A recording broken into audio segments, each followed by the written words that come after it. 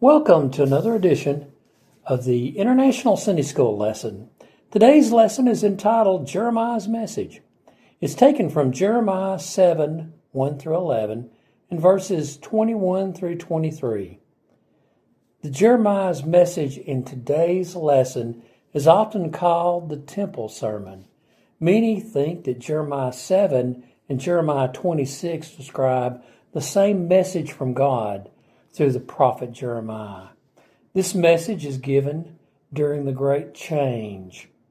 King Josiah had just died in the battle with the Egyptians in 609 BC. This message was delivered at the beginning of the reign of his son, Jehoiakim. Jeremiah discusses temple worship in the message. He wasn't against it because he was a priest of Anathoth. The message that God gave him was that the building and rituals were worthless without living right. Jeremiah 7, 1 and 2. The word of the Lord came to Jeremiah from the Lord. Stand in the gate of the Lord's house and proclaim there this word, and say, Hear the word of the Lord, all you men of Judah who enter these gates to worship the Lord. This message is directed to the folks that are religious. These are the folks that attended the temple worship. These are the folks that felt that religious ritual would protect them. Jesus said in the book of Matthew, chapter 7, Not everyone who says to me, Lord, Lord, will enter the kingdom of heaven, but the one who does the will of my Father who is in heaven. On that day, many will say to him, Lord, Lord, did we not prophesy in your name and cast out demons in your name and do many mighty works in your name? And then will I declare to them, I never knew you. Depart from me, you workers of lawlessness. Jeremiah 7, 3 and 4. Thus says the Lord of hosts, the God of Israel, Amend your ways and your deeds, and I will let you dwell in this place. Do not trust in the deceptive words. This is the temple of the Lord, the temple of the Lord, the temple of the Lord. The people were under a delusion. The godly Josiah had brought about a restoration of the temple. Folks believed God would protect the temple at all costs, no matter how the people lived. The threats to the city's safety was shrugged off with the argument that God would protect it regardless of the spiritual death in the people. We see the same delusion among folks throughout history. It's dead wrong. You can't depend on your mama's church and her prayers to see you through. You must come to Jesus yourself and live for him. Christianity is a personal experience. Jeremiah 7, 5 through 7.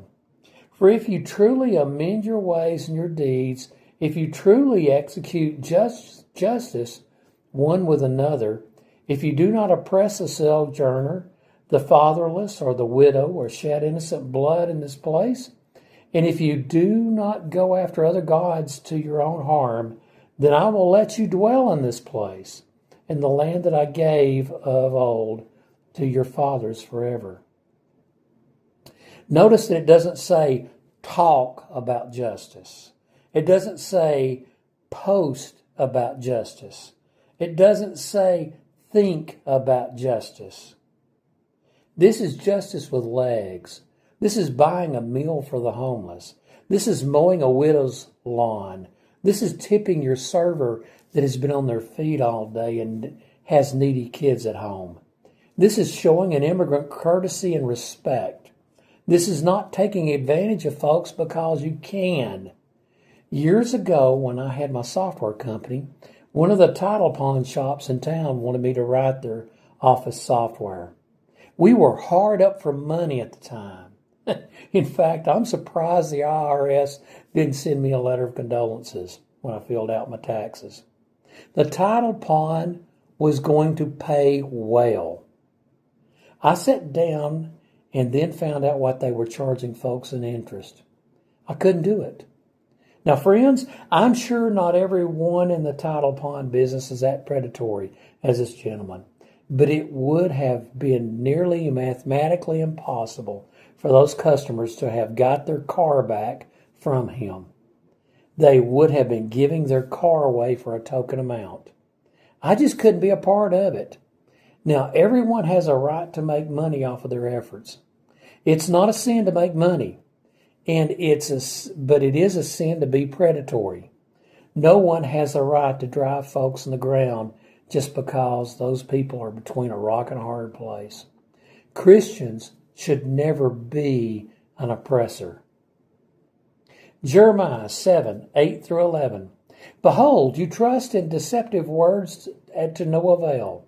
Will you steal, murder, commit adultery, swear falsely, make offerings to Baal, and go after other gods that you have not known, and then come and stand before me in this house, which is called by my name, and say, we are delivered, only to go on doing these things, these abominations? Has this house, which is called by my name, become a den of robbers in your eyes? Behold, I myself have seen it, declares the Lord. Now, Jesus cleansed the temple. Luke 19:45-46 states, and he entered the temple and began to drive out those who sold, saying, it's written, my house will be a house of prayer, but you have made it a den of robbers. Now, first, we need to be very careful what we allow in the house of God. The church isn't a place of commerce or politics, but that is taking more than what goes on inside the church. What goes on outside the church can make it a den too.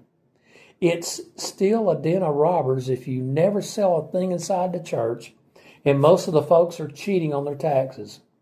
It's a den of robbers if there is rampant adultery going on in the lives of its members. It's more important what we do outside the church than how good the singing is inside the church. Jeremiah 7:21-23. Thus says the Lord of hosts, the God of Israel, add your burnt offerings to your sacrifices and eat the flesh. For in the day that I brought them out of the land of Egypt, I did not speak to your fathers or command them concerning burnt offerings and sacrifices.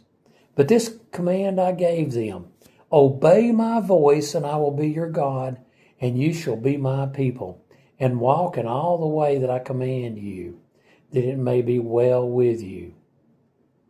God's not saying don't worship. He's not saying worship is worthless. He's saying that going through the motions of worship and living like the devil is worthless. How you live on the outside of the church is the most important thing. Going to church socials and singing in the choir won't cover running around on your spouse and stealing from your neighbor. It won't cover being heartless to those having a hard time. Couple of concluding thoughts. A fancy building, golden-tongued pastor, and the best singers in the choir is not the important thing in a relationship with God. How you live outside the church when no one is looking is the most important thing. Avoid sin and have a heart for those in need. Well, friends, good Lord willing, I'll be back with you next weekend.